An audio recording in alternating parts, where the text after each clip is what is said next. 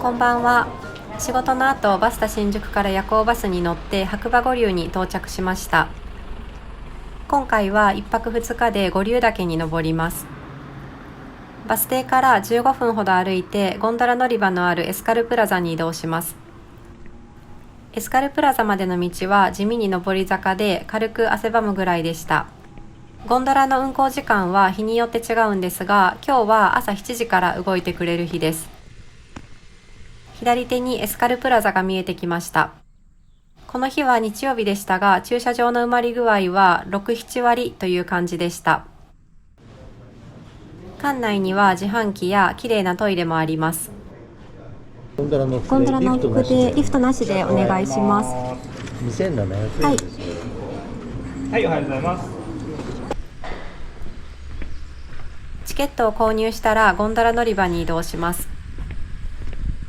チケットの販売は6時45分ぐらいから始まったんですが、その時点で50人ぐらい並んでました。でも2つの窓口で販売されていて、列の進み方はスムーズでした。ゴンドラの乗車時間は8分ぐらいだそうです。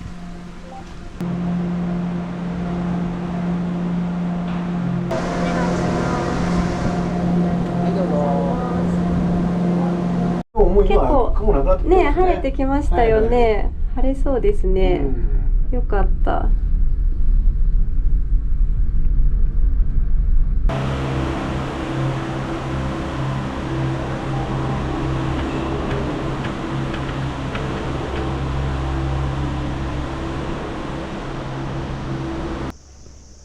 山頂駅に到着しました。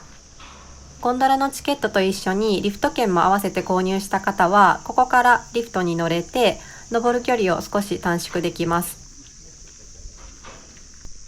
私は植物園の中を歩いていきます。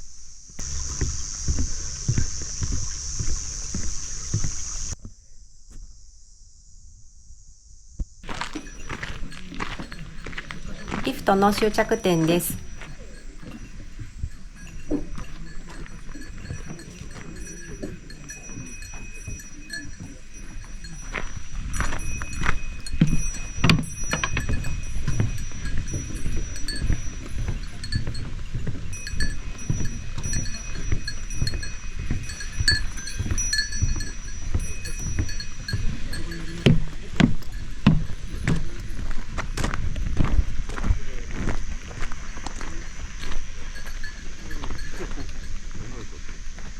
今日はあの頂上まで歩きます。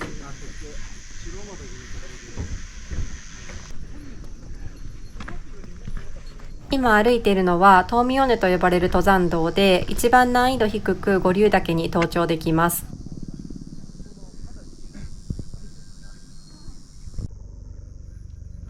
とはいえ五竜岳まで6時間ということで、まだまだ先は長いです。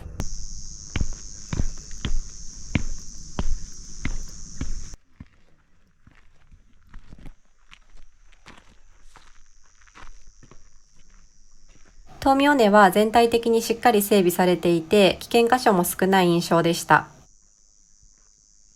後半岩場が出てくるんですが、慎重に進めばまあ大丈夫かな。でも雨で濡れたらちょっと滑りそうだな、不安だなという感じでした。それより何よりこの日は直射日光と暑さとの戦いでした。トーミ尾根は樹林帯が少なくて、かっこいい稜線を見ながら登れるのはすごく良かったんですが、日陰が本当に少なくて、思った以上に水と体力を消耗しました。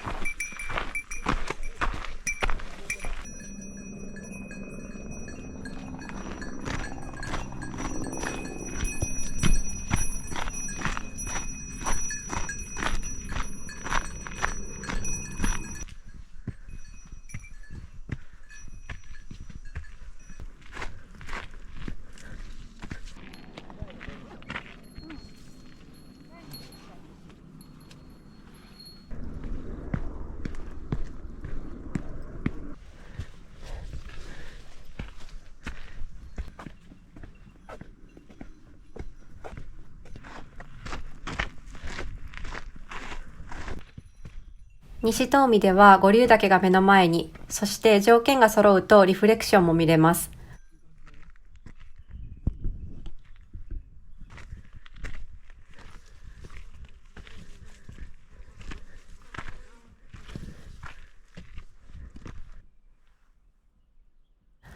五竜山荘が見えてきました。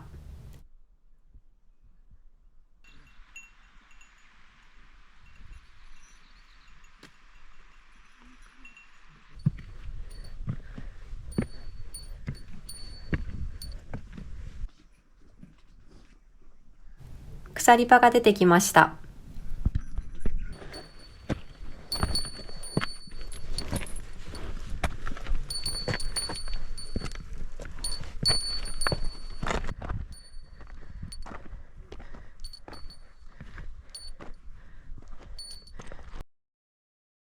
お疲れ様です。小屋が見えてからが長いけど、長い。なかなかつかない。でも本当にもうちょっとな気がします。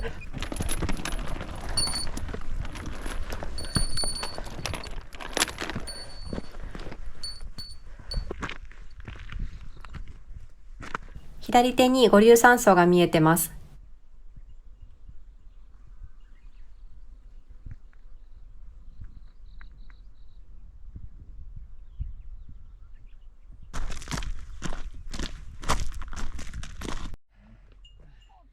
唐松岳からの縦走ルートとはここで合流します。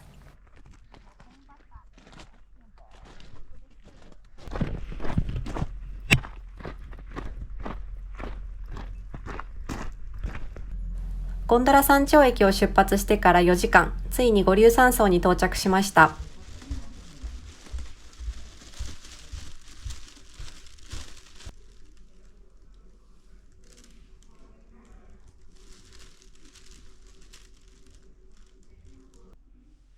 去年学んだ水不足のことをすっかり忘れていて、明日の分の水が全然足りないので、今回はペットボトルを購入します。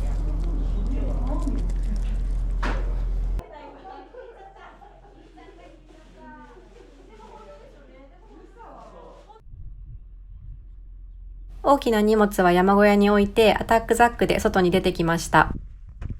五竜の山頂はガスガスっぽいですが、まだ12時なんでね、ゆっくり登ってこようと思います。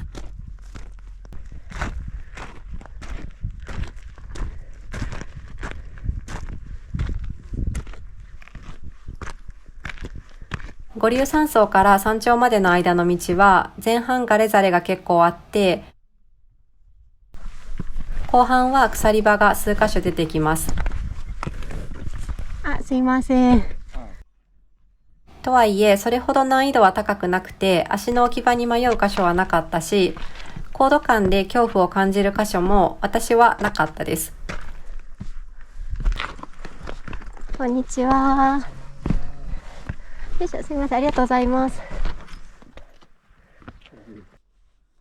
山荘から1時間くらい歩いて五竜岳の山頂に着きました。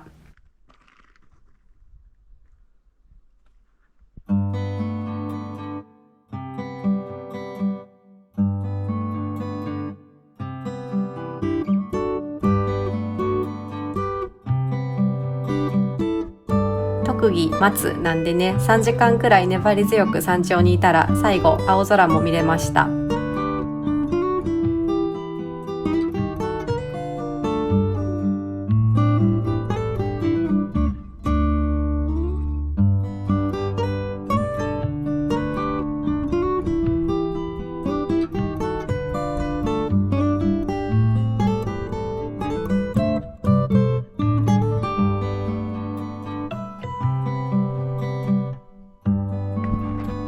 5時から夕食なので遅れないように帰ります。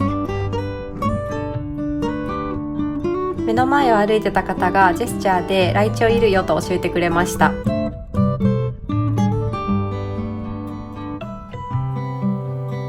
かわいいヒナたちです。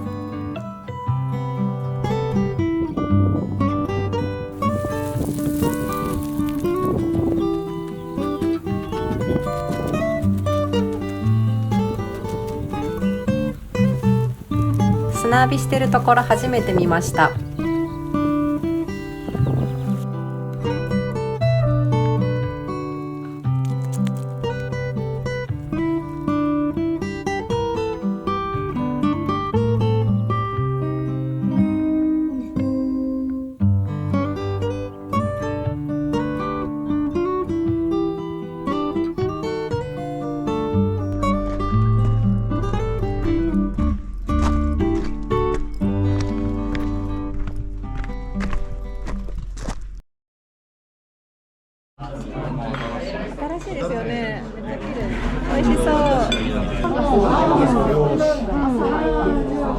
も行けるかも。天気良くなりましたね、元より。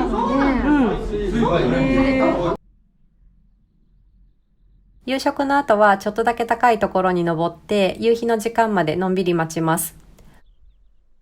山小屋と山頂が近い時は山頂で夕日待ちするんですが、五竜の場合は往復1時間半以上かかるので小屋が見える範囲にしておきます。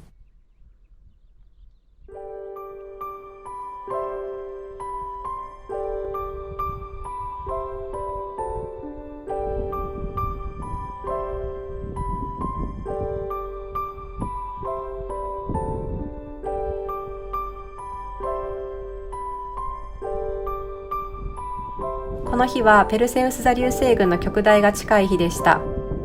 なんと JAXA の方が来られてて、解説付きで流星群を見るというなんとも贅沢な時間を過ごしました。消灯の8時半に寝て、夜中1時に自然と目が覚めて、外に出たら満天の星でした。夢中で写真を撮って流れ星を見てたらいつの間にか東の空が明るくなってました。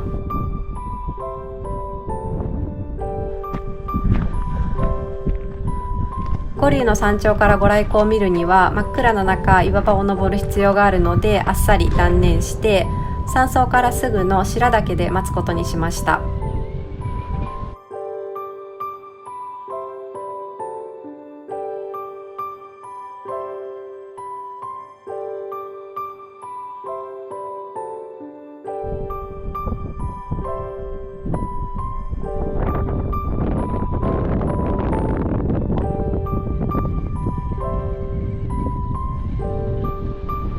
昨日待っても待ってもなかなか見れなかった後ろ立山連峰の稜線が今朝は綺麗に見えてます。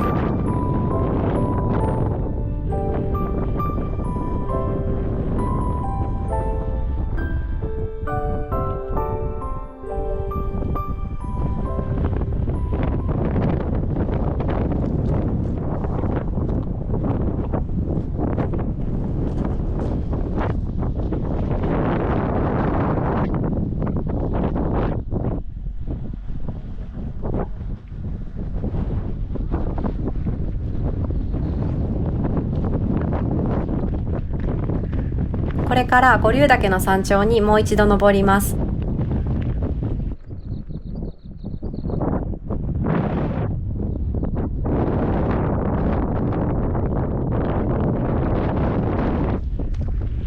眺望がいい時の方が足取りが軽い気がします。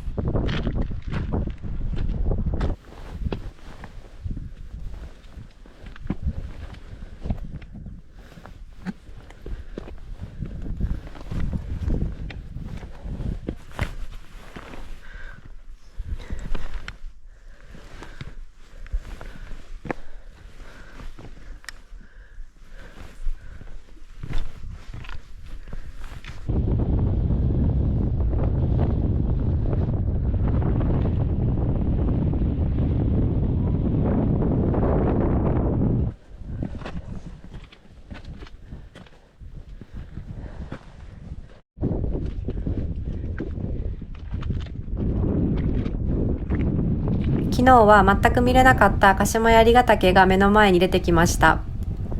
鹿島槍もかっこよくて大好きな山です。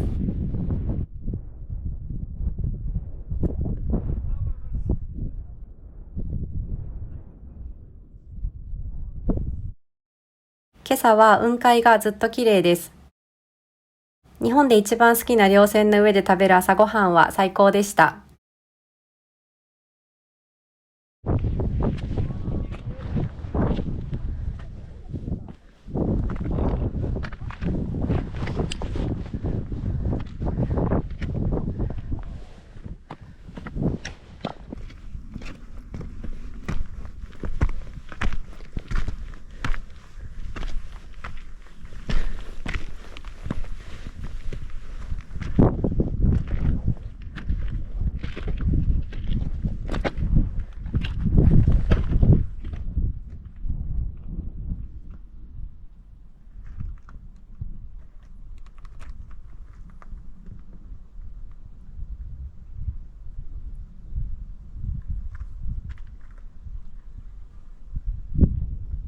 見晴らしが良くて、八方尾根とか白馬三山、白馬三山の方面もよく見えてます。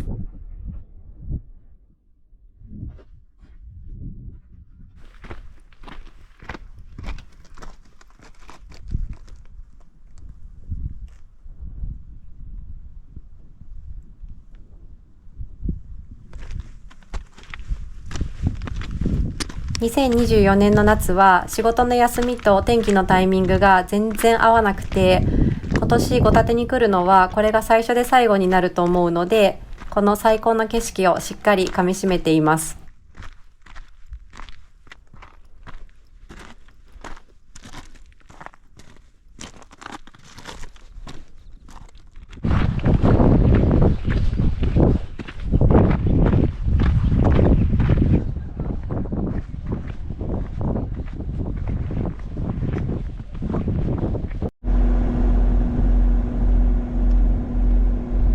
ただいまの時刻は午前9時。